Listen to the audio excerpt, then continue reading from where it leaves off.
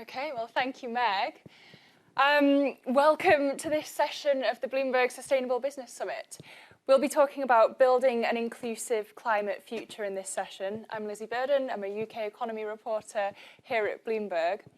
Now, dealing with such massive challenges as climate change and inequality take persistence, creativity, risk-taking. So it's a real pleasure to have these two women next to me because they embody all of those characteristics.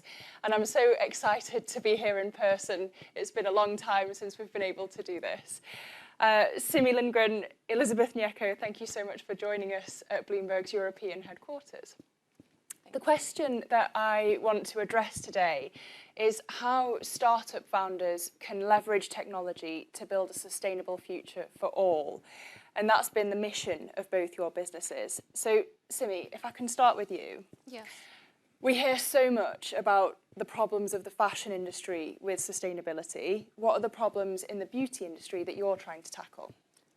Well, I mean, there are a couple. So I think with Yuty, what we thought about first was the kind of the supply chain and also ensuring that we were curating conscious and sustainable beauty brands, because I was that customer that found it really difficult to discover brands in a real way that actually resonated with my values, but so that there was like transparency and clarity around, you know, has this product been ethically sourced in terms of the ingredients? Like, is this packaging recyclable? Like all of these various different aspects. And it is so incredibly difficult for consumers these days, and there's more than 64% of them that want to shop consciously and sustainably, but cannot because there's so much fragmentation in that buying journey. So I guess with Yuty, what we tried to create was this kind of one-stop shop destination where you could discover these brands. So forget about, you know, having to research all of that side of it, but using AI to kind of match people to products like in a real way so that they actually worked for them, because there's this incredible amount of waste. I think it was in lockdown, 3.3 billion was spent on beauty essentials. Probably a lot of it was me.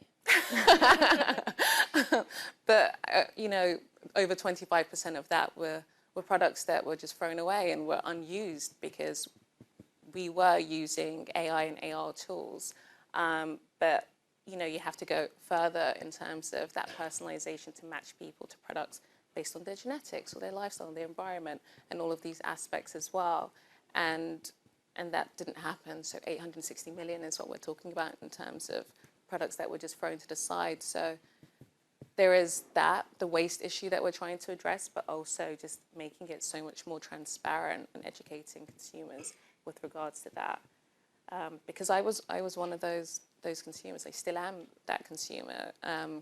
And the younger demographic, it's really key for them to be able to shop this way. And Elizabeth, your business is also about catering users' experience to eliminate waste. Can you give us an idea of the problem Modularity Grid was trying to solve?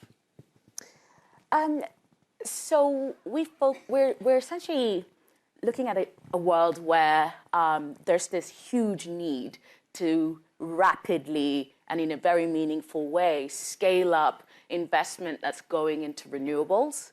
And so the sort of off the back of the fact that there's obviously lots of institutional capital out there available to kind of go out and kind of invest into renewables, we see a world where rather than kind of utility scale centralized renewables, there is a space for kind of off-grid, smaller scale renewables being funded. Now, the issue is in a context where, on the one hand, the sort of cost competitive technologies in terms of renewables are kind of out there now, but on the side of kind of the institutional investors, they're kind of thinking there's the sort of traditional market barriers haven't disappeared.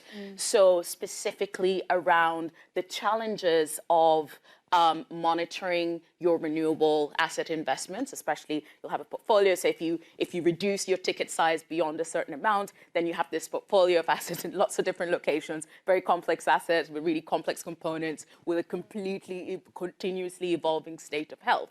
So there's a huge amount of complexity to contend with on a technical level. And so relying on kind of old school approaches of doing surveys, boots on the ground inspections, testing, audits, that sort of thing, if you really want to go from having just a handful of grid-tied projects to thousands, tens of thousands, even more, much smaller projects that would be kind of generating energy, you need to be able to address those concerns around risk.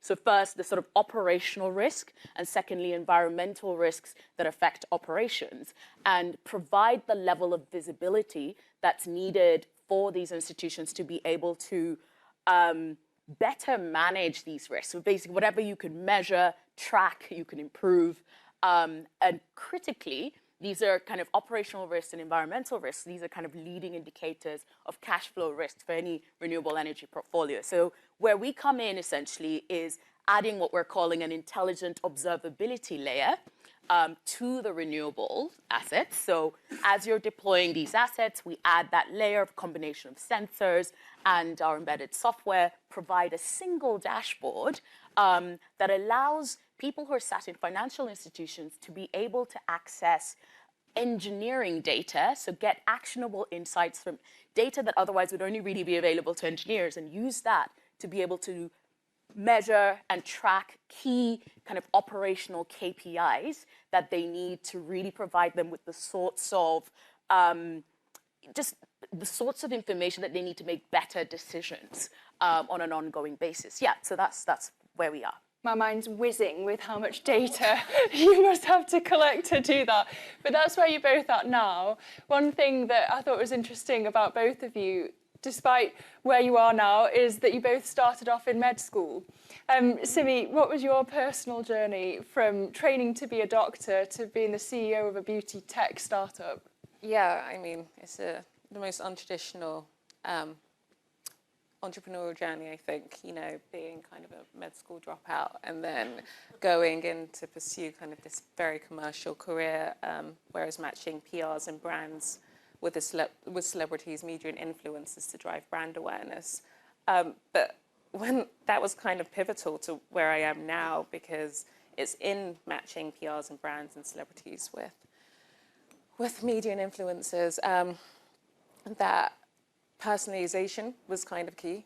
I think, you know, when you think back to what I was hoping to do by going to medical school, becoming a doctor and matching patients with treatment, and then doing that in driving brand awareness with PRs and brands, and then landing at Yuty, it's been personalization, trying to match people to the right products or businesses to the right assets to allow them to do things.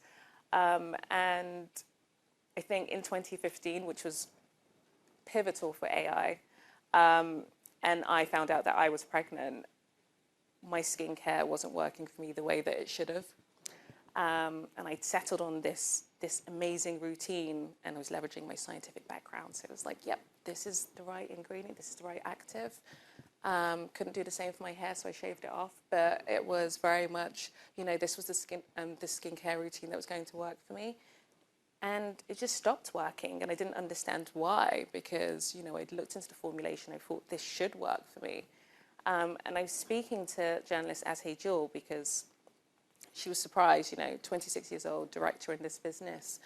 You know, how did you get there? And she was like, what's your beauty routine? And I said to her, Ashe, I'm kind of struggling to find the right stuff. And she was like, well, me too, girl. So it was then I was thinking, actually, what if I could use this AI, this little known like branch of computer science to do this, to match people to the right products and empower them in a real way so that there isn't this crazy waste. And it took years of kind of crowdsourcing data, because in order to build and deploy models, they need to be diverse, they need to be balanced, so that, you know, you are able to ensure that the correct output and the most accurate prediction is able to be made. So, did that answer the question? It definitely did. And Elizabeth, between training to be a doctor and founding Modularity Grid, you also had another startup and you were at Goldman. So what's been your personal journey?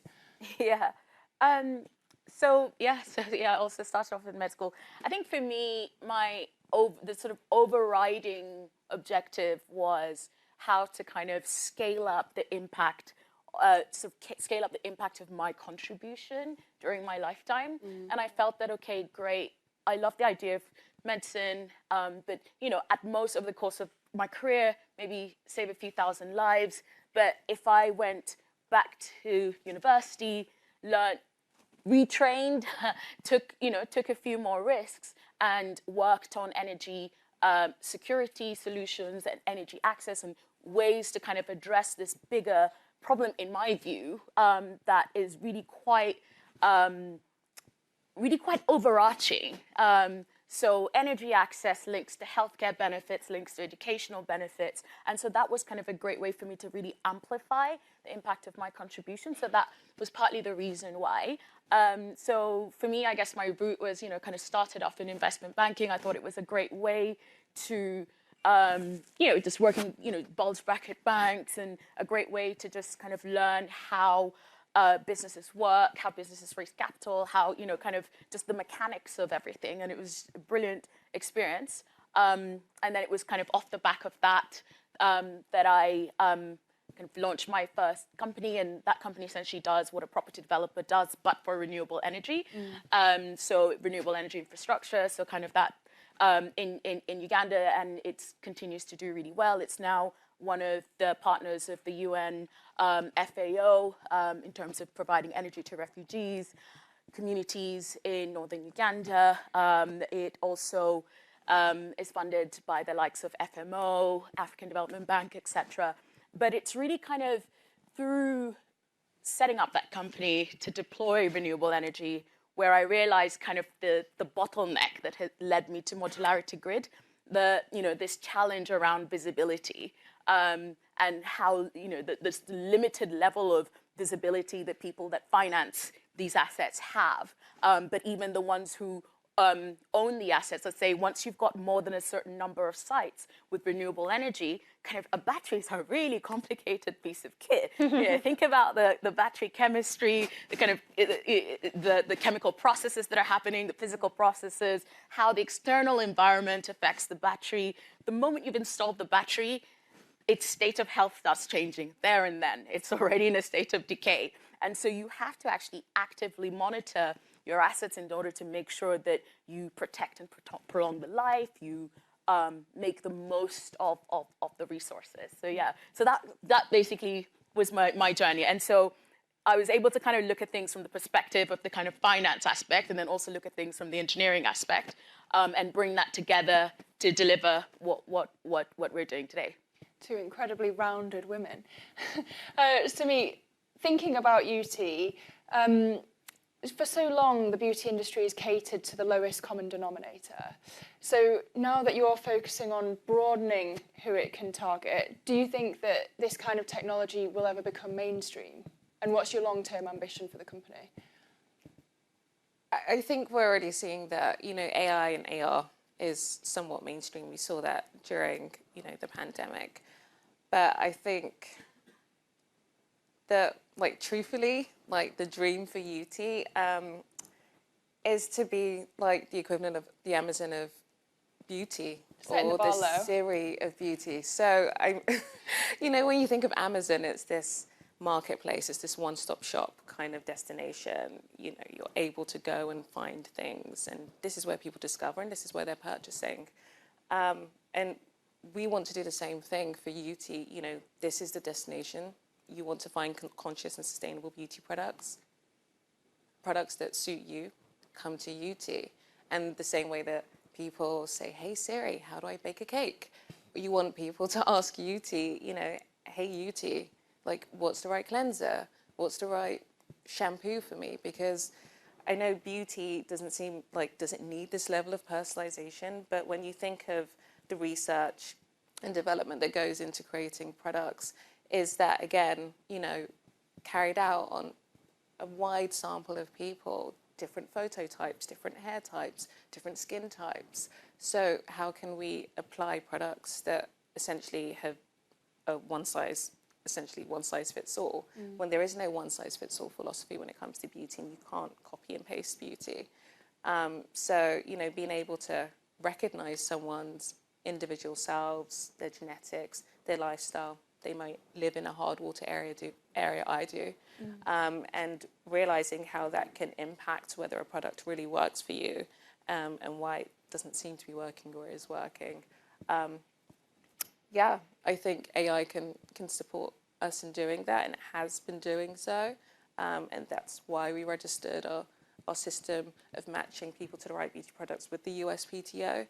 This is something that, you know, many big beauty or anyone deploying and building AI can do, you know, to ensure that they're building these systems in a way that recognizes everyone, or we're not embedding biases into the models or thinking outside the box. And I think my team call me the non-technical technical founder. You know, is that coming from a not having studied that, even though I returned back to university, I returned to Oxford to study AI, even though I didn't, that wasn't my background, I think approaching it in a very different way, that kind of diversity really allowed us to create something that was quite innovative, and use different kind of methodology of building AI that ultimately allows for this hyper-personalization, which is what consumers are striving for. Diversity of thought. Well, if you're watching and joining us remotely, please do feel free to send in your questions, and Meg will get to them at the end, hopefully. Elizabeth, for Modularity Grid, you've talked about the data that you're collecting. I wonder who your customers are and how you use data to create value for them, and what type of data it is. So then our customers are fundamentally kind of on the one hand sort of financial institutions, and on the other hand the companies that are deploying renewables. So these could be farms, for example, around the UK deploying renewables, because obviously the cost of energy just over the last few months for a few of our customers have more than doubled, you know, with the current situation. And, you know, this is in the context, a sort of wider context where there are much bigger challenges that they're facing with Brexit, the loss of the direct payments to help them. So really kind of bringing down energy costs is really, really critical from that standpoint to shift to renewables. But they are not necessarily on the radar for investments, just because the cost of kind of investing in these things ends up being, the cost of kind of monitoring a portfolio of lots of these small renewables ends up being really high. So the issue that, you know, the opportunity for us here is to come in and kind of add that intelligent observability layer, which means that we can extract that engineering data, so data from the different components of these different systems in different locations, and pull that through to a single dashboard that someone, let's, you know, give an example, like, you know, whether it's like a Barclays or something like that, would be able to kind of say, okay, well, you know, this is our portfolio of loans in all these different locations, and we've got all these metrics in terms of uptime. We've got, you know, on the predictive side, the ones that might have a risk. On one hand, you can see whether they've actually implemented all the various kind of operational maintenance practices that are kind of required by the warranty provider. And if they haven't, in certain instances, you can then kind of say, okay, well, you know, you can send them a message and say, hey, and you can automate all of that. And the key is that being able to automate all of that means that you can do it at scale, which means you can reduce the size of these investments, which means that you can actually facilitate a new approach to energy. So rather than kind of having, because the grid is old. I mean, yes, there's a grid in the UK, but it's old and it's only going to get older. And at some point, there's going to be a need to invest in changing this infrastructure and to move to a more kind of decentralized model for energy. And so we think that we would really end up being at the core of enabling this new model for electrification, a new way for ensuring energy security, where, you know, whether it's be a farm or data centers or telecom towers, etc., being able to generate their own power, especially with farms, right, and then supply the communities around them, the homes around them. And it's, yeah, a great way to reduce energy costs. So to give you an example, with the first farm in Wiltshire, they essentially bring down their costs by about 50%, and then they're able to share the energy, sell the additional energy to their neighbors, also at a discount of around 25%. That's a huge win, especially in a scenario where prices are just going crazy. Yeah, I mean, that's been the subject of my reporting so much recently, and it's interesting to hear how Modularity Grid can help to solve this cost of living crisis in its way. One last question from me to both of you before we hand over to Meg. I have to ask, you're both black female successful CEOs. What's been your experience in terms of getting VC funding? And has it been, do you reckon, harder in the UK than it might have been internationally? Simi, I'll go to you first.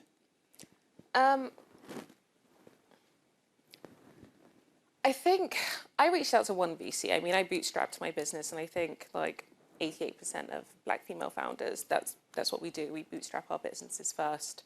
And I reached out to one VC, Ada Ventures, and they aligned with my Yuty's thesis, you know, our objectives, where we were hoping to go.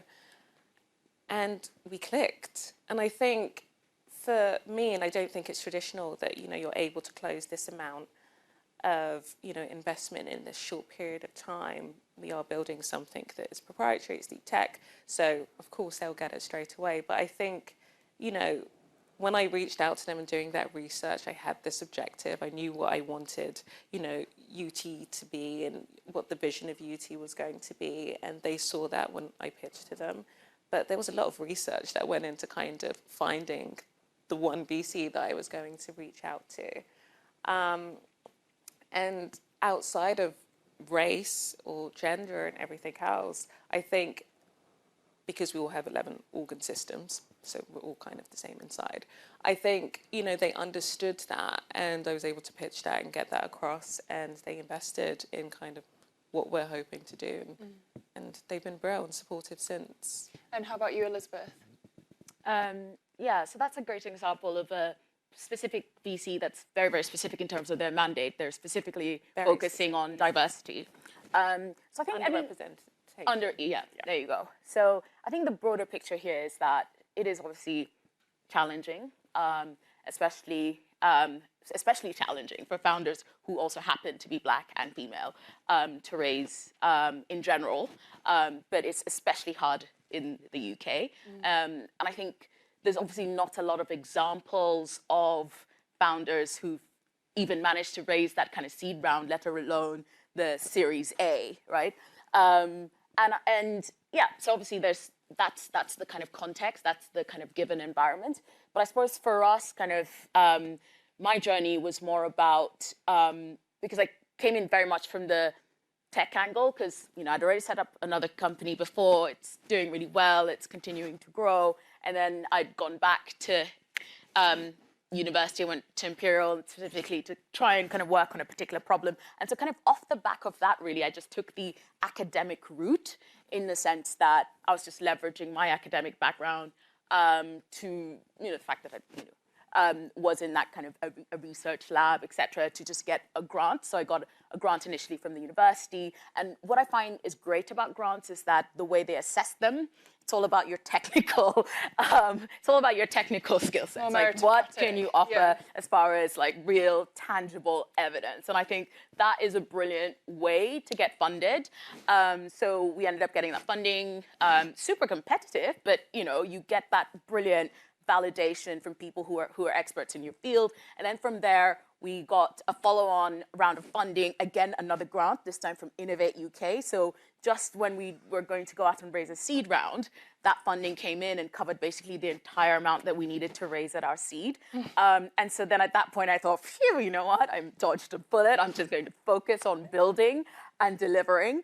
And so, yeah, and I suppose, so from that perspective, we're just able to kind of keep making progress without necessarily, you know, but obviously you get to a point where you do have to start going out and talking to VCs because, you know, the goal is to scale impact, to grow, to deliver. And I suppose at that stage, the stage where we're at now, you know, you inevitably, you've got to go to the US.